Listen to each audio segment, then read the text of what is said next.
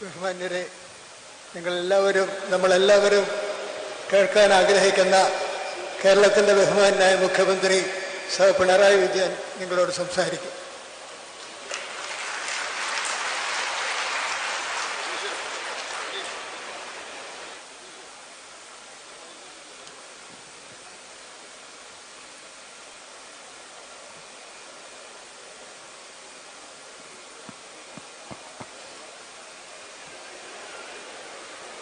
സഹോദരീ സഹോദരന്മാരെ, നവകേരള സദസ്സ്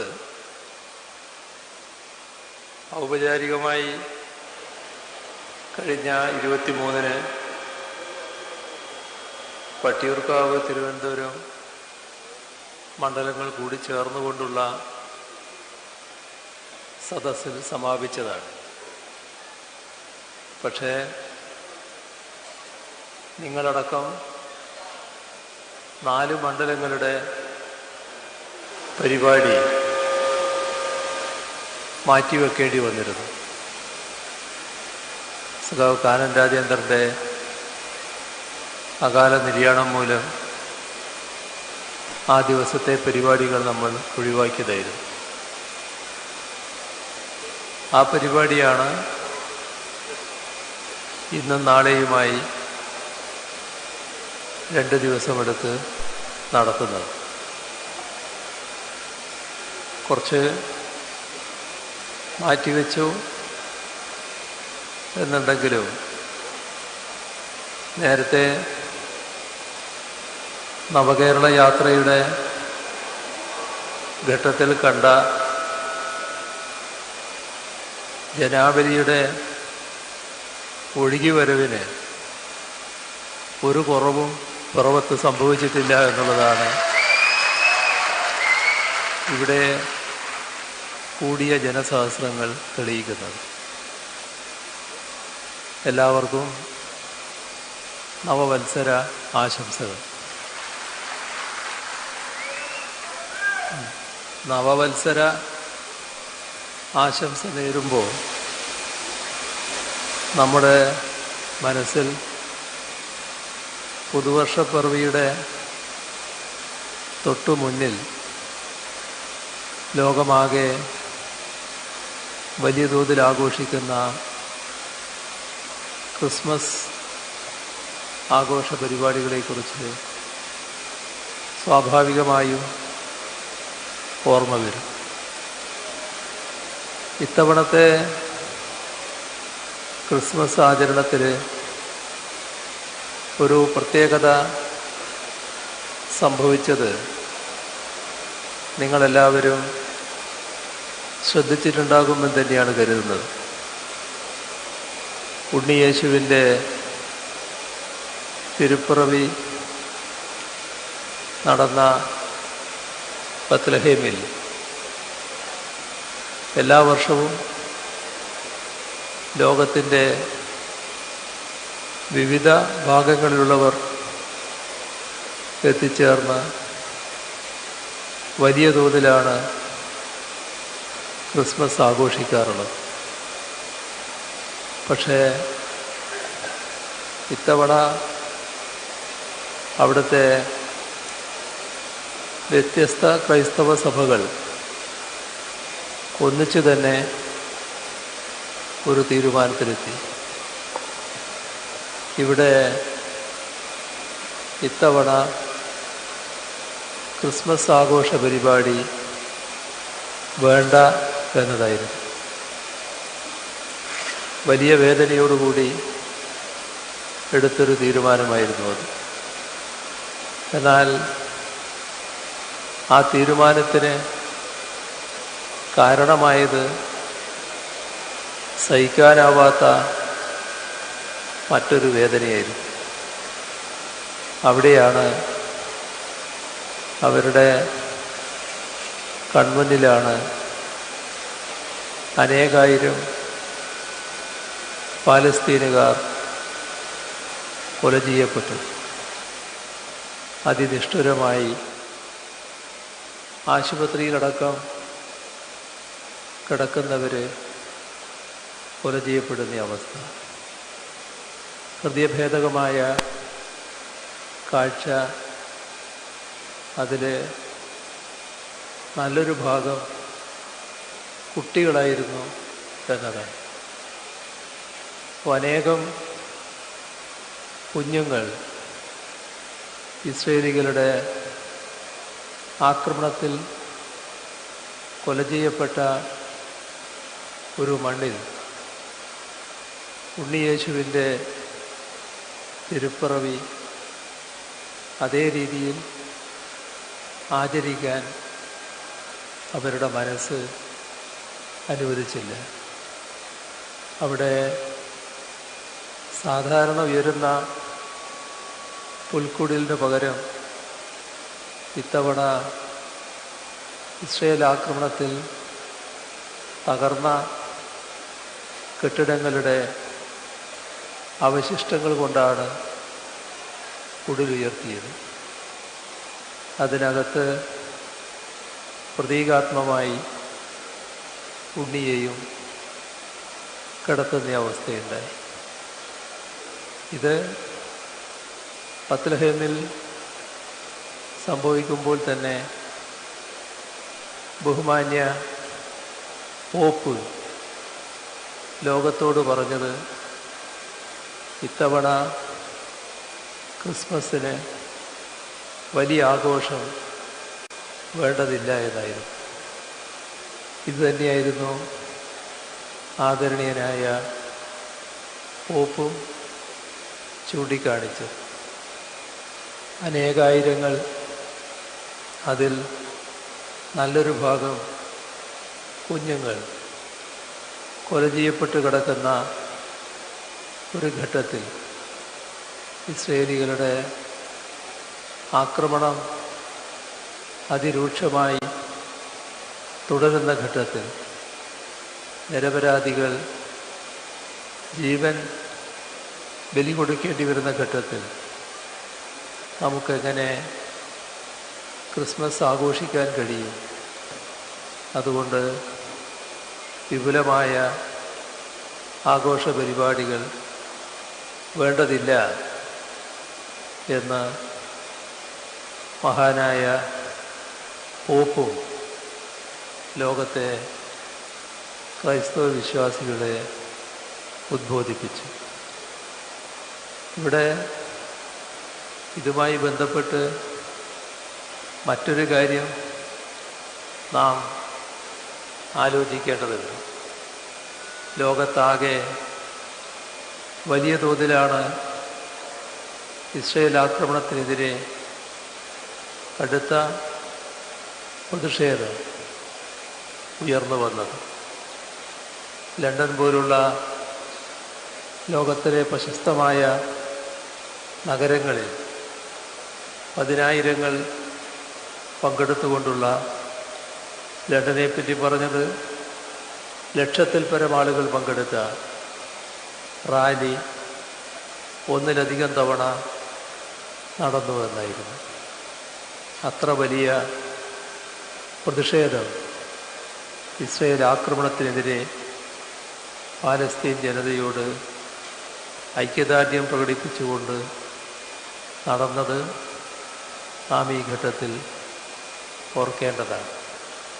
പാലസ്തീൻ ജനതയ്ക്ക് നേരെ ഇസ്രയേൽ ആക്രമണം നടത്തുമ്പോൾ ആക്രമണത്തിനിരയാകുന്നത് പാലസ്തീനിൽ ജീവിക്കുന്ന, ആ ഭൂപ്രദേശത്ത് ജീവിക്കുന്ന ക്രൈസ്തവരടക്കമാണ് എന്നതും നാം മനസ്സിലാക്കേണ്ട ഒരു കാര്യമാണ്.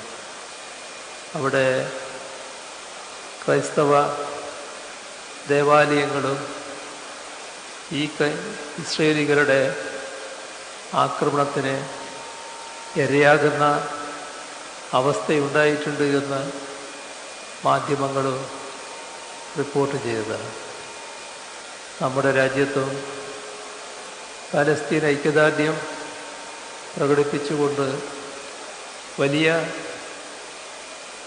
റാലികൾ പലയിടത്തും നടന്നിട്ടുണ്ട്. കേരളത്തിൽ ഇപ്പോഴും നടന്നുകൊണ്ടിരിക്കുന്നുണ്ട്. എന്നാൽ അതിലെല്ലാം നമുക്ക് അഭിമാനിക്കാമെങ്കിലും നമ്മുടെ രാജ്യം സ്വീകരിച്ച നിലപാട് അതോർക്കുമ്പോൾ ഇന്ത്യക്കാരെന്ന നിലക്ക് നാം ലജ്ജിക്കേണ്ടി വരും. കാരണം ഗാസയിൽ ഇസ്രയേൽ ആക്രമണം ആരംഭിച്ചപ്പോൾ ഇന്ത്യൻ പ്രധാനമന്ത്രി പരസ്യമായി പറഞ്ഞ കാര്യം ഞങ്ങൾ ഇസ്രയേലിനോടൊപ്പമാണ് എന്നായിരുന്നു. ഒരു കാലത്തും നമ്മുടെ രാജ്യം അംഗീകരിച്ചിട്ടില്ലാത്ത ഒരു നിലപാട്.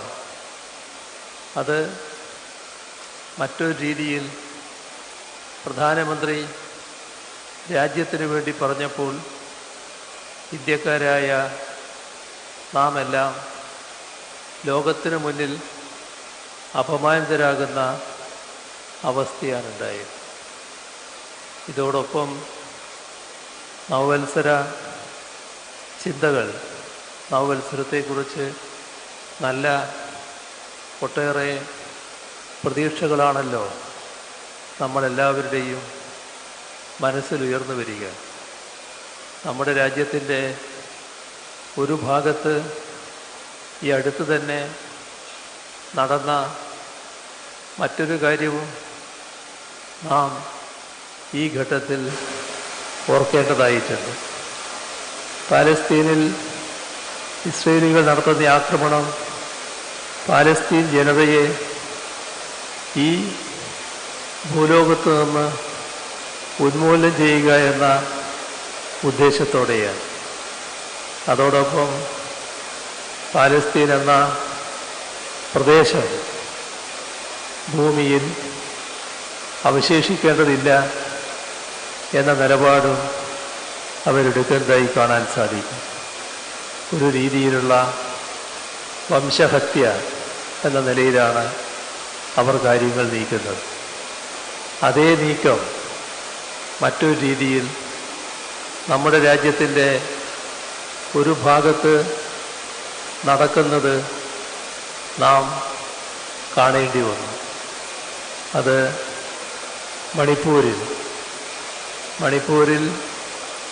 അവിടെ ജീവിക്കുന്ന ജനങ്ങളിൽ ഒരു വിഭാഗം ഒരു പ്രത്യേക മതത്തിൽ വിശ്വസിക്കുന്നവരാണ് എന്നതുകൊണ്ട് ആ മതവിശ്വാസികളെ ജീവിക്കാൻ അനുവദിക്കില്ല എന്ന നിലയിലുള്ള ആക്രമണം നടന്നത് നമ്മളെല്ലാവരുടെയും ശ്രദ്ധയിലുള്ള കാര്യമാണ്. ആ മണ്ണിൽ ജീവിക്കാൻ അവകാശമില്ല എന്ന തരത്തിൽ പ്രഖ്യാപിക്കപ്പെട്ടത് ക്രൈസ്തവ വിശ്വാസികളെയായിരുന്നു. ഒരുപാട് ആക്രമണങ്ങൾ, അതിൻ്റെ ഭാഗമായുള്ള കൊലപാതകങ്ങൾ, വീടുകൾ തീവച്ച് നശിപ്പിക്കൽ, ജീവിക്കാൻ കഴിയാതെ ആയിരക്കണക്കിന് ആളുകൾ പലായനം ചെയ്യൽ എല്ലാം ആ സംസ്ഥാനത്ത് നടന്നു. അത് എങ്ങനെ നടന്നു, ആര് നേതൃത്വം വഹിച്ചു എന്നുള്ളതെല്ലാം എല്ലാവർക്കും അറിയാവുന്നതാണ്.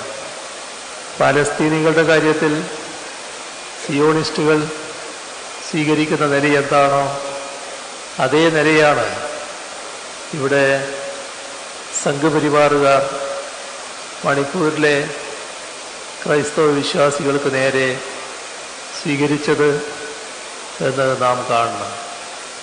അവർ ഒരു പ്രത്യേക മതവിഭാഗത്തിൽ വിശ്വസിക്കുന്നവരാണ് എന്നുള്ളതുകൊണ്ട് ഈ മണ്ണിൽ ജീവിക്കേണ്ടതില്ല എന്ന നിലപാടോടെ വംശഹത്യയിലേക്ക് കാര്യങ്ങൾ നീക്കുന്ന നിലയാണ് സംഘപരിവാർ സ്വീകരിച്ചത്.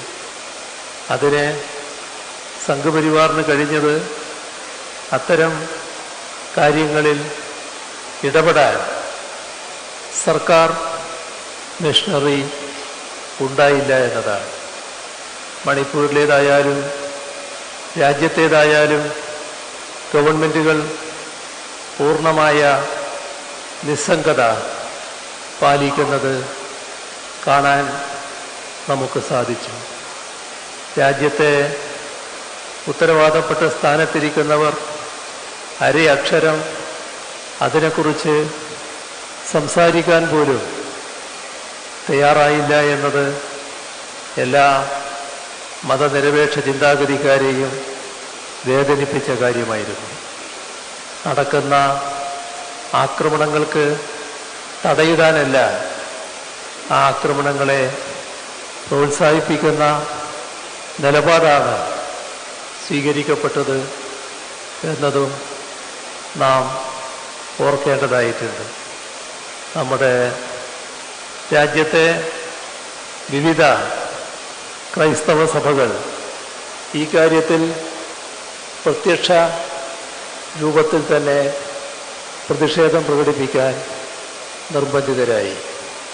സാധാരണ സഭകൾ അത്തരം പ്രതിഷേധ നടപടികൾ വലിയ തോതിൽ സ്വീകരിക്കാറില്ലെങ്കിലും ഒരു വിഭാഗം ആളുകൾ മതവിശ്വാസത്തിൻ്റെ ഭാഗമായി വംശഹത്യക്കിരയാക്കപ്പെടുമ്പോൾ നിർബന്ധിതമായ സാഹചര്യത്തിലാണ് സഭകൾ തന്നെ പ്രതിഷേധിക്കുന്നതിന് നേതൃത്വം കൊടുക്കാൻ തയ്യാറാകേണ്ടി വന്നത്. ഈ ദുഃഖകരമായ ഓർമ്മയും ഈ നവവത്സര ഘട്ടത്തിൽ ഇന്ത്യയിലെ മതനിരപേക്ഷ ചിന്താഗതിക്കാരെ ആകെ വല്ലാതെ വേദനിപ്പിക്കുന്ന ഒന്നാണ്. എന്നാൽ അതോടൊപ്പം നാം കാണേണ്ട മറ്റൊരു കാര്യമുണ്ട്. ഈ വംശഹത്യയുടെ അടുത്ത് കാര്യങ്ങൾ എത്തി നിൽക്കുമ്പോൾ അതിനകത്ത് ഇടപെടാനോ ആക്രമണത്തിന് ഇരയായവരെ സംരക്ഷിക്കാനോ അക്രമികൾക്കെതിരെ ചെറുവിരൽ അനക്കാനോ തയ്യാറാകാതിരുന്നവർ ഇപ്പോൾ ചില നീക്കങ്ങൾ നടത്തുന്നതായി രാജ്യം ശ്രദ്ധിക്കുന്നു. അവരെ ഇപ്പോഴാണ് വോട്ടിൻ്റെ കാര്യം ഓർമ്മിക്കുന്നത്. അപ്പോൾ 4 വോട്ടിന് വേണ്ടി ചില കപട വേഷം ധരിക്കാൻ അക്കൂട്ടത്തിൽ ചിലർ തയ്യാറാകുന്ന കാഴ്ചയും നാം കാണുകയാണ്. അതിൻ്റെ ഭാഗമായി വലിയ തോതിൽ സൗഹാർദ്ദം ഇപ്പോൾ നടിക്കാൻ അവർ ശ്രമിക്കുന്നു. പക്ഷേ വംശഹത്യ ഒരു ദിവസമല്ല, ദിവസങ്ങളോളം അതിൻ്റെ ഭാഗമായുള്ള ആക്രമണങ്ങൾ നടക്കുന്ന നാട്ടിൽ അതിനെതിർത്ത് അരയക്ഷരം സംസാരിക്കാൻ പോലും തയ്യാറാകാത്ത ആ ഉന്നതസ്ഥാനീയർ ഇപ്പോൾ സൗഹാർദ്ദത്തിന് ഒരു തയ്യാറായി മുന്നോട്ട് വരുമ്പോൾ അതിൻ്റെ ഉദ്ദേശം മനസ്സിലാക്കുന്നതിന് വലിയ പ്രയാസം ഉണ്ടാകില്ല എന്നതും നാം തിരിച്ചറിയേണ്ടതായിട്ടുണ്ട്. ഇതെല്ലാം നവവത്സര ഘട്ടത്തിൽ നാം ഓർത്തുപോകേണ്ട ഒരു കാര്യമായതുകൊണ്ട് പറഞ്ഞു എന്ന് മാത്രമേ ഉള്ളൂ. നവകേരള സദസ്സിൻ്റെ ഭാഗമായി ഞങ്ങൾ പറയാൻ ഉദ്ദേശിച്ച കാര്യങ്ങൾ വളരെ വിശദമായി തന്നെ ഇവിടെ പറഞ്ഞു കഴിഞ്ഞിട്ടുണ്ട്. നമ്മുടെ നാട് ഏത് രീതിയിൽ മാറി വന്നുവെന്നും ഏതെല്ലാം നേട്ടങ്ങൾ നമുക്കിവിടെ നേടാനായി എന്നതും വിസ്തരിച്ച് തന്നെ ഇതിനു മുൻപ് സംസാരിച്ചവർ ഇവിടെ വ്യക്തമാക്കിയിട്ടുണ്ട്. നമ്മുടെ നാടിന് ഇനിയും മുന്നോട്ട് പോകേണ്ടതായിട്ടുണ്ട്. ആ മുന്നോട്ട് പോക്കിന് തടസ്സം സൃഷ്ടിക്കാൻ കേന്ദ്ര ഗവൺമെൻറ് ശ്രമിക്കുന്ന കാര്യങ്ങളാണ് നമ്മെ പ്രയാസത്തിലാക്കുന്നത്. നാം ഒരു സംസ്ഥാനമെന്ന നിലക്ക് പുരോഗതി നേടാത്ത സംസ്ഥാനമല്ല. ഏത് മാനദണ്ഡമെടുത്താലും ഒരു സംസ്ഥാനമെന്ന നിലക്ക് നല്ല തോതിൽ അഭിവൃദ്ധി പ്രാപിക്കാൻ നമുക്ക് കഴിഞ്ഞിട്ടുണ്ട്. അതിൻ്റെ കണക്കുകൾ തന്നെ സംസാരിക്കുന്നവയാണ്. ആർക്കും അത് നിഷേധിക്കാവുന്നതല്ല. നമുക്ക് ഇപ്പോൾ വന്നു ചേർന്നിട്ടുള്ള പ്രയാസം നമ്മുടേതായ പ്രവർത്തനത്തിൻ്റെ ഭാഗമായി വന്നതല്ല. ഇവിടെ ഒരു കേരള വിരുദ്ധ മനസ്സ് രൂപപ്പെട്ടിട്ടുണ്ട് എന്ന് നാം കാണണം.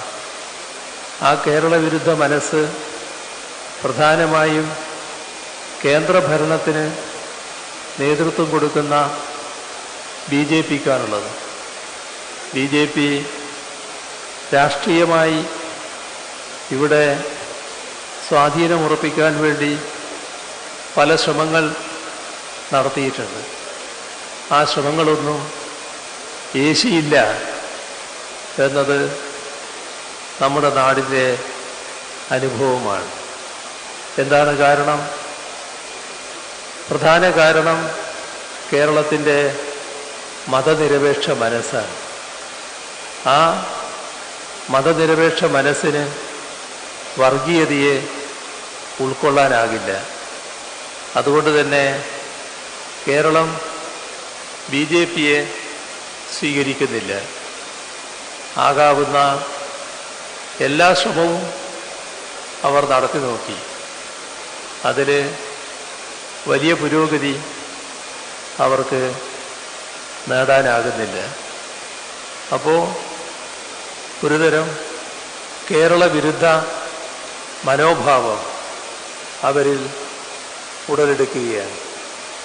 അതിൻ്റെ ഭാഗമായി ഒരു സംസ്ഥാനത്തെ സ്വാഭാവികമായ വളർച്ച തടയുന്നതിനുള്ള നടപടികൾ കേന്ദ്ര ഗവൺമെൻറ്റിനെ കൊണ്ട് സ്വീകരിപ്പിക്കുകയാണ്.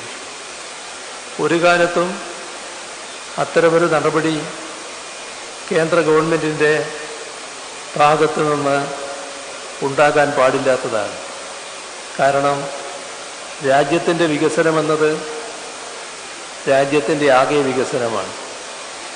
ഏതെങ്കിലും ഒരു സംസ്ഥാനത്തെ ഒഴിവാക്കി നിർത്തിയല്ല രാജ്യത്തിൻ്റെ വികസനം യാഥാർത്ഥ്യമാക്കേണ്ടത്. ഒരു സംസ്ഥാനത്ത് ഒരു വികസനം നടക്കുമ്പോൾ അത് സംസ്ഥാനത്തിൻ്റെ വികസനം മാത്രമായിട്ടല്ല പരിണമിക്കുക, അത് രാജ്യത്തിൻ്റെ കൂടി വികസനമായിട്ടാണ് വരിക. ഇപ്പോൾ നാം വിഴിഞ്ഞം പോർട്ട് യാഥാർത്ഥ്യമാക്കുന്നു.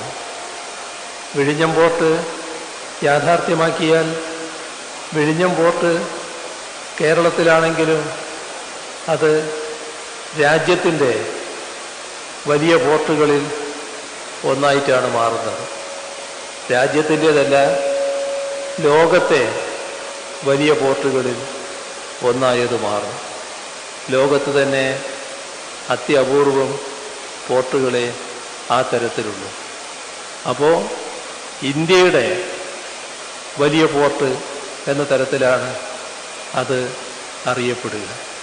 ഇതുപോലുള്ള അനേകം കാര്യങ്ങൾ നാം വികസന രംഗത്ത് നടപ്പാക്കുമ്പോൾ അത് രാജ്യത്തിന് തന്നെ അഭിമാനകരമായിട്ടാണ് മാറുക.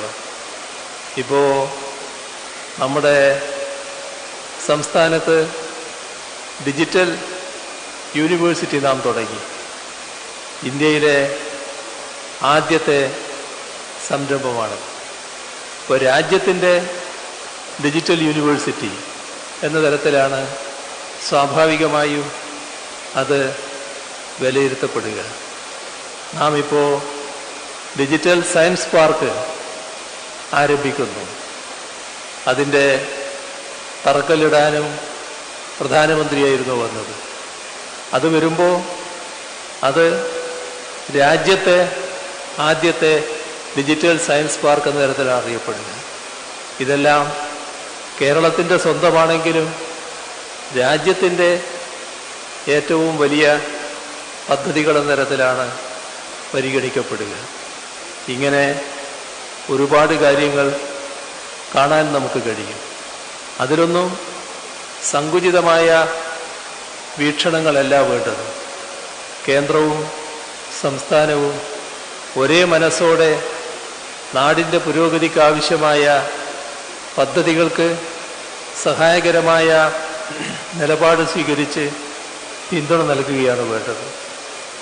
ഇവിടെ അതിന് വിപരീതമായി കേന്ദ്ര ഗവൺമെൻറ് കേരളത്തോട് പ്രത്യേക വിരോധപരമായ സമീപനം സ്വീകരിക്കുന്നു. അതിൻ്റെ ഭാഗമായി പലതും അട്ടിമറിക്കപ്പെടുന്നു. കേരളത്തിന് ലഭിക്കേണ്ട വിഹിതങ്ങൾ ലഭിക്കാത്ത അവസ്ഥ വരുന്നു.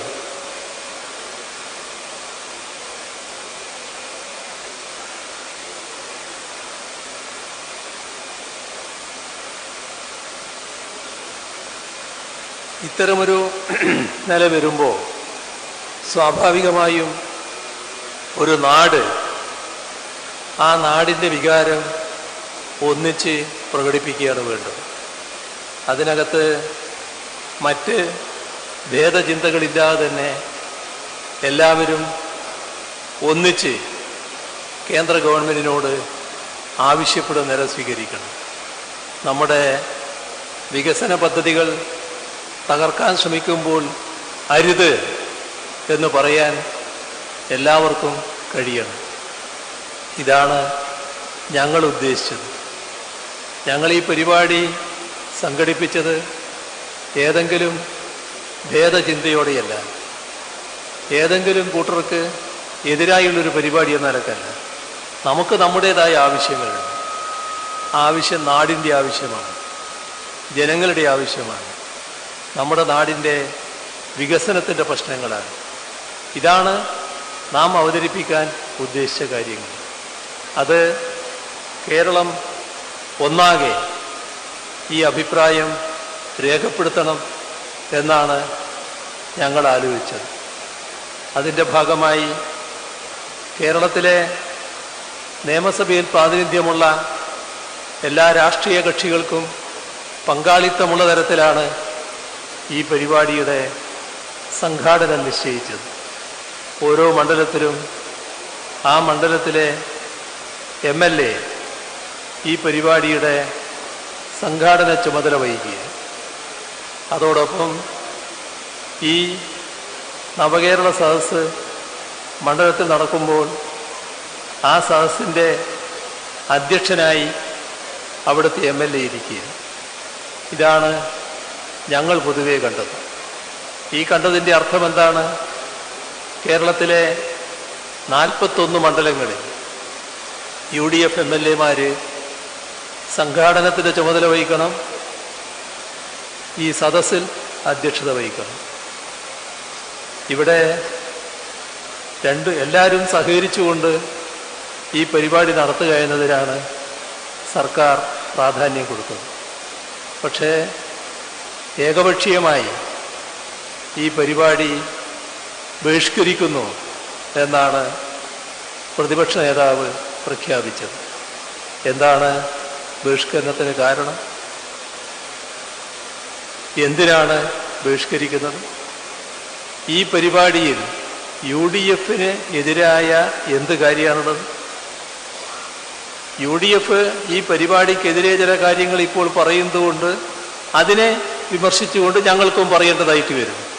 അതെല്ലാവരും ഇത് ഉദ്ദേശിച്ചത് എല്ലാവരും കൂടി ചേർന്ന് ഈ പരിപാടി നടത്തുക എന്നാണല്ലോ. ആ പരിപാടിയിൽ എന്താണ് UDF-നെതിരായിട്ടുണ്ടായിരുന്നത്? ഉണ്ടെങ്കിൽ അത് പറയണമല്ലോ. അത് പറഞ്ഞില്ലല്ലോ ഇതുവരെ. ഇരിക്കട്ടെ, അതാദ്യം. എവിടെയെത്തി നമ്മുടെ നാട്? ഞാൻ ആ കണക്കുകളിലേക്ക് ഇപ്പോൾ വിശദമായിട്ട് പോകുന്നില്ല. നമ്മുടെ നാടിന് ലഭിക്കേണ്ട ഒട്ടേറെ വിഹിതങ്ങൾ കേന്ദ്ര ഗവൺമെൻറ് അനുവദിക്കുന്നില്ല. അതിൽ നികുതി വിഹിതമുണ്ട്, നമ്മുടെ റവന്യൂ കമ്മി ഗ്രാൻ്റ് ഉണ്ട്, ഇതൊക്കെ കേരളത്തിന് അർഹതപ്പെട്ടതാണ്, എന്തെങ്കിലും ഒരു ദയ ചോദിക്കുന്നതല്ല.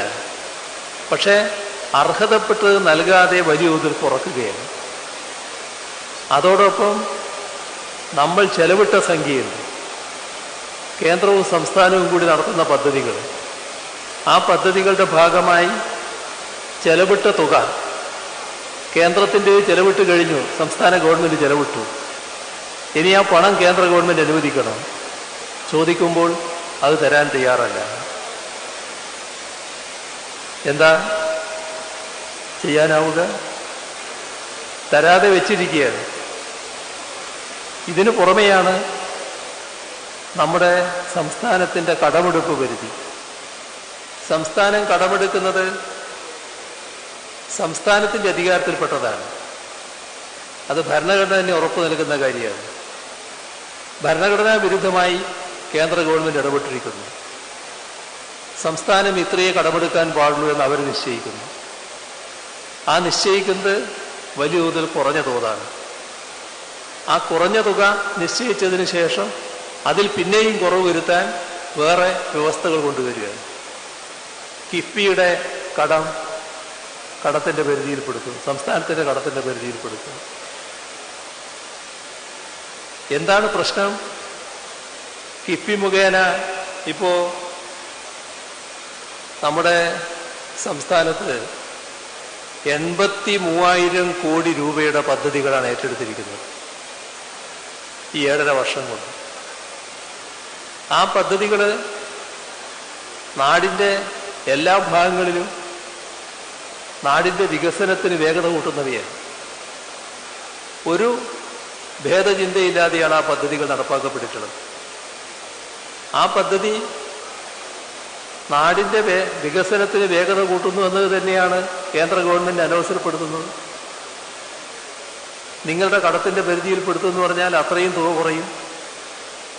അതൊരു ഭാഗം. നമ്മൾ ക്ഷേമ പെൻഷൻ 1,600 രൂപ കൊടുക്കുന്നു, 62 ലക്ഷത്തോളം പേർക്ക് കൊടുക്കുന്നു. ആ പെൻഷൻ കൃത്യമായി മാസം തോറും നൽകുന്നതിനാണ് നമ്മളൊരു കമ്പനി രൂപീകരിച്ചത്. ഇപ്പോൾ കേന്ദ്ര ഗവൺമെൻറ് പറഞ്ഞിരിക്കുകയാണ്, ആ കമ്പനി എടുക്കുന്ന കടം നിങ്ങളുടെ സംസ്ഥാനത്തിൻ്റെ കടത്തിൻ്റെ പരിധിയിൽ ഉൾപ്പെടുത്തും. ഇതെല്ലാം നിയമവിരുദ്ധമാണ്, ഭരണഘടനാ വിരുദ്ധമാണ്, നമ്മുടെ രാജ്യത്തിൻ്റെ ഫെഡറൽ തത്വങ്ങൾക്ക് നിരക്കാത്തതാണ്. അതുകൊണ്ടാണ് അതിനെ ചോദ്യം ചെയ്ത് സുപ്രീം കോടതിയിൽ സംസ്ഥാനം പോയത്. രാജ്യത്തിൻ്റെ പരമോന്നത കോടതിയാണല്ലോ ബഹുമാനപ്പെട്ട സുപ്രീം കോടതി. കോടതിയുടെ പരിശോധനയിലാണ്. ഈ ഘട്ടമായപ്പോൾ നവകേരള സദസ്സ് പുരോഗമിച്ചുകൊണ്ടിരിക്കുകയാണ്. ആ യാത്രക്കിടയിൽ ഞങ്ങൾ പ്രതിപക്ഷത്തോട് വീണ്ടും അഭ്യർത്ഥിച്ചു, ഇതാണ് അവസ്ഥ. നമ്മുടെ നാടിൻ്റെ വികസനം ഒരു വർഷത്തേക്ക് തടയപ്പെടുകയല്ല. അല്ലെങ്കിൽ ഈ ഗവൺമെൻറ്റിൻ്റെ കാലാവധി അത് 2026 വരെയാണല്ലോ. ആ 26 വരെയുള്ള കാലത്തേക്കുള്ള തടസ്സവുമല്ല വരുന്നത്. ഇത് ദശാബ്ദങ്ങളോളം കേരളത്തെ പുറകോട്ടടിപ്പിക്കും. നമ്മുടെ നാടിൻ്റെ ഭാവിയാണ് പ്രതികൂലമായി ബാധിക്കുന്നത്. നാം തമ്മിൽ ചില്ലറ അഭിപ്രായ വ്യത്യാസങ്ങളൊക്കെ ഉണ്ട്. അതിൻ്റെ മേലെ നാടിൻ്റെ ഭാവി തകർക്കുന്ന നീക്കത്തെ നമുക്ക് ഒന്നിച്ചെതിർക്കുന്നതിന് തടസ്സം വന്നുകൂടാ. ഈ കാര്യത്തിൽ നമുക്ക് ഒന്നിച്ചു നിൽക്കാനാവണം. നമ്മുടെ അഭിപ്രായ വ്യത്യാസങ്ങൾ ഇതിന് തടസ്സമായി വരുന്നത്. എന്തെങ്കിലും പ്രശ്നം നാം തമ്മിൽ ചർച്ച ചെയ്യാനുണ്ടെങ്കിൽ ഞങ്ങൾ തയ്യാറാണ് ചർച്ച ചെയ്യാൻ. നാം ഒന്നിച്ചു നിൽക്കലാണ് ഈ ഘട്ടത്തിൽ പ്രധാനം. ഇതാണ് ഞങ്ങൾ കോൺഗ്രസിൻ്റെയും UDF-ൻ്റെയും മുന്നിൽ വെച്ചത്. ഞങ്ങൾ എന്നത് ഈ സംസ്ഥാനത്തെ സർക്കാരിനു വേണ്ടി മന്ത്രിസഭ മുന്നോട്ട് വെച്ച നിർദ്ദേശമാണ്. അത് കേൾക്കേണ്ട താമസം മറുപടി വന്നു പ്രതിപക്ഷ നേതാവിൽ. നിങ്ങളുമായി ഒരു യോജിപ്പുമില്ല. എന്താണിത്? എന്താണ് ആ ഒരു മനസ്സ് അങ്ങനെ വരുന്നത്? ഈ നാടിന് എതിരായൊരു മനസ്സ് BJPക്ക് രൂപപ്പെട്ടിരിക്കുന്നു. ആ മനസ്സിനോടൊപ്പം നിൽക്കുന്നൊരു മനസ്സ് എങ്ങനെ കോൺഗ്രസിന് രൂപപ്പെടുന്നു? അതല്ലേ ഇവിടെ കാണാൻ കഴിയുന്നത്. ഇപ്പോൾ ആലോചിച്ച് നോക്കൂ, കേരളത്തിൽ നിന്ന് 20 ലോക്സഭാംഗങ്ങളാണല്ലോ ഉള്ളത്. അതിൽ 18 പേര് UDF-ന്റെ ഭാഗമായി നിൽക്കുന്നു. ചാഴിക്കാടനും ആരിഫും LDF-ന്റെ ഭാഗമായി നിൽക്കുന്നു. ഈ 18 പേരിൽ ഏതെങ്കിലും ഒരാൾ ഏതെങ്കിലും ഒരു ഘട്ടത്തിൽ കേരളത്തിന് വേണ്ടി ശബ്ദിക്കുന്നത് ആരെങ്കിലും കേട്ടോ? നമ്മുടെ നാടിനെ കേന്ദ്രം അവഗണിക്കുന്നു, കേന്ദ്രം കേരളത്തോട് വിവേചനം കാണിക്കുന്നു. എന്തേ ഇവർക്ക് അതിനെക്കുറിച്ച് സംസാരിക്കാൻ പറ്റാത്തത്? എന്താണ് അതിന് തടസ്സം? എന്തുകൊണ്ട് BJP-യെ തുറന്നു കാണിക്കാൻ പറ്റുന്നില്ല? BJP-യുടെ മനസ്സിൽ ചെറിയൊരു നീരസം പോലും ഉണ്ടാകരുത് എന്ന നിർബന്ധം എന്തുകൊണ്ട് കോൺഗ്രസിന് വരുന്നു? അതല്ലേ പ്രശ്നം. ഇതാണല്ലോ നാം ആലോചിക്കേണ്ട കാര്യം. ഇത് മറ്റൊരു തരത്തിൽ വേറെ ചിലർ ഇപ്പൊ ചോദിക്കുന്നത് നമ്മൾ കേൾക്കുന്നുണ്ട്. ഞാൻ ആ കാര്യത്തിലേക്ക് പോകുന്നില്ല. അതുമായി ബന്ധപ്പെടുത്തിയാൽ അതെന്തോ രാഷ്ട്രീയ പ്രശ്നമാണെന്ന് നമുക്ക് തോന്നുന്നു. ഇത് നമ്മുടെ നാടിന്റെ വികസന പ്രശ്നമാണല്ലോ. നാടിന്റെ വികസന പ്രശ്നത്തിൽ നമുക്ക് ഒന്നിച്ചു നിൽക്കാനാവട്ടെ. ഇതെല്ലാം ഞങ്ങൾ എന്തെങ്കിലും അതിശയോക്തിപരമായി പറയുന്നതാണോ? ഏതെങ്കിലും ഘട്ടത്തിൽ BJP-ക്കെതിരെ സംസാരിക്കാൻ ഇവിടുത്തെ കോൺഗ്രസ് MP-മാരിൽ ആരെങ്കിലും തയ്യാറായിട്ടുണ്ടോ? എന്താണ് അവർക്കതിന് കഴിയാത്തത്? നിർഭാഗ്യകരമായൊരു വശമാണ്. ഇപ്പോൾ നാട് ഏത് തരത്തിലാണ് ഇത് സ്വീകരിച്ചത്? 10,000-ങ്ങളല്ലേ നവകേരള സദസ്സിന്റെ ഭാഗമായി ഓരോ സ്ഥലത്തും ഒഴുകിയെത്തിയത്? നാട് ഒന്നിച്ച് ഒരേ വികാരത്തിലല്ലേ? അത് നാട് പുറകോട്ട് പോയിക്കൂടാ എന്നല്ലേ?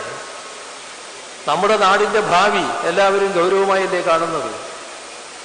ആ ഒരു നിലപാടല്ല ഇവർ സ്വീകരിക്കുന്നത്.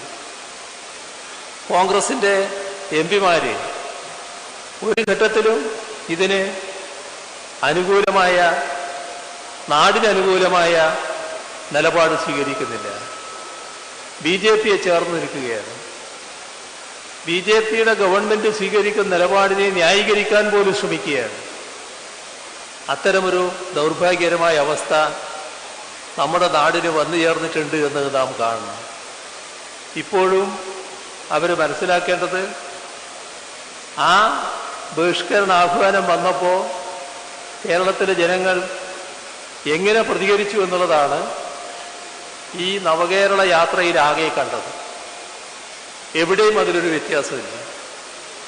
ഇപ്പോൾ ദിവസങ്ങൾ കഴിഞ്ഞാണല്ലോ, സദസ്സ് സമാപിച്ച ദിവസങ്ങൾ കഴിഞ്ഞാണല്ലോ നമ്മൾ ഈ സദസ്സ് ചേരുന്നത്. ഇവിടുത്തെ ജനാവലി അതിൻ്റെ ഉത്തമമായ തെളിവല്ലേ? ഇപ്പോഴും 10,000-ങ്ങളല്ലേ ഇതിൽ പങ്കെടുത്തുകൊണ്ടിരിക്കുന്നത്? ഇതിൻ്റെ ഒരു ഭാഗമല്ലേ ഇതൊക്കെ? ഇതാണ് നമ്മുടെ നാടിൻ്റെ ഒരു ഉറപ്പ്. ഏത് കാര്യത്തിൽ? ഭാവി സുരക്ഷിതമാണ് എന്ന കാര്യത്തിലുള്ള ഉറപ്പ്.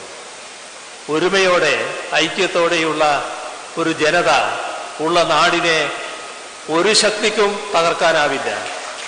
ഏത് പ്രതിസന്ധിയും നമുക്ക് പരിഹരിക്കാനാകും. നമുക്ക് ഒരുമിച്ച് നീങ്ങാം എന്ന് മാത്രം പറഞ്ഞുകൊണ്ട് മറ്റു കൂടുതൽ കാര്യങ്ങളിലേക്ക് കടക്കാതെ അവസാനിപ്പിക്കുന്നു. നിങ്ങൾക്കെൻ്റെ സ്നേഹാഭിവാദനം.